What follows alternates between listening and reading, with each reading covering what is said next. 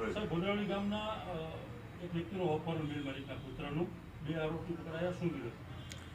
જે ભદ્રાવાડી ગામના જે મિલ માલિક છે વિપુલભાઈ નંદલાલભાઈ શેખ, તેમનું ગત તારીખ 28/12ના રોજ અપહરણ છે તે કરવામાં આવ્યું હતું. આ અપહરણને લઈને પાળિયાદ પોલીસ સ્ટેશન ખાતે ગુનો દાખલ કરવામાં આવ્યો હતો અને આ અપહરણની સાથે ખંડણી માંગવાનો પણ બનાવ હોય બોટાદ જિલ્લા પોલીસ અધિક્ષક શ્રી કિશોર બલોલિયા સાહેબ દ્વારા, ભાવનગર રેન્જ આઈજીપી શ્રી ગૌતમ પરમાર સાહેબ દ્વારા તાત્કાલિક આરોપીઓને ઝડપી પાડવા માટે વિવિધ ટીમો બનાવવા માટે પણ સૂચના આપવામાં આવેલ હતી. આથી આ સૂચનાને અનુલક્ષીને બોટાદ જિલ્લા પોલીસની પાળિયાદ પોલીસ સ્ટેશન તથા લોકલ ક્રાઇમ બ્રાન્ચની સ્પેશિયલ ઓપરેશન ગ્રુપની ટીમો કાર્યરત હતી.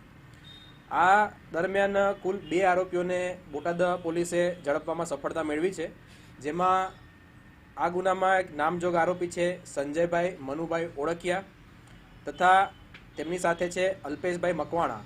આ બંને આરોપીઓ હાલ પોલીસ કસ્ટડીમાં છે અને આગળની તપાસ છે તે પાળિયાદ પોલીસ સ્ટેશનના પીઆઈ છે તે ચલાવી રહેલા છે અને આરોપી હાલ રિમાન્ડ ઉપર છે.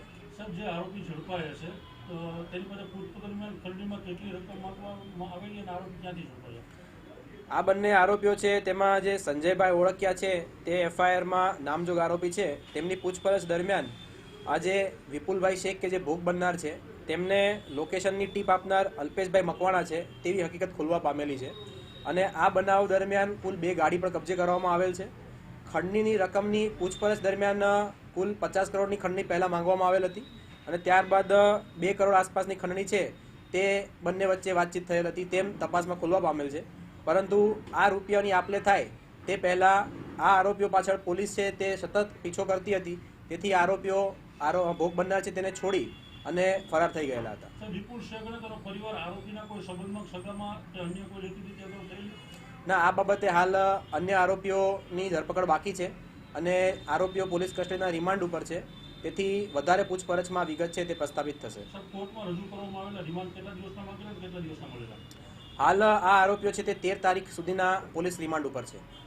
ખાસ કરીને સાહેબ, જે વિપુલ શેખ છે તેણે ગેમિંગ એપમાંથી કમાણી કરી છે તેવી ખુલાસો પણ કરવામાં આવ્યો છે. ખરેખર એ કાયદેસરની આવક છે કે કઈ રીતની તપાસ થઈ છે કે? આ જે વિપુલભાઈ નંદલાલભાઈ શેખ છે તેઓ ભદ્રાવાડી ગામે ઓઇલ મિલ અને એક પૌવાની ફેક્ટરી છે તે ચલાવે છે. આ હકીકત હાલમાં તપાસમાં ખુલવા પામેલ છે. તેમ છતાં પોલીસ ઇન્વેસ્ટિગેશન હજી શરૂ છે, આથી આ બાબતે હાલમાં કમેન્ટ કરવી યોગ્ય નથી, પરંતુ તપાસમાં જે મુદ્દાઓ આવશે તે ચાર્જશીટમાં ફાઇલ કરવામાં આવશે.